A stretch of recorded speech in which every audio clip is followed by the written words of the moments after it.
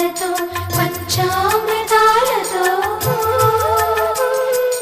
అంగాంగం తడుపుతూ దోషాలను కడుగుతూ గంగోత్రికి జరుపుతున్న అభ్యంగన స్నానం.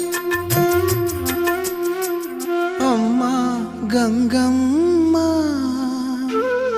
కృష్ణమ్మకు చెప్పమ్మా కష్టం కలిగించొద్దని. యమునకు చెప్పమ్మా సాయమునకు వెనకాడొద్దని.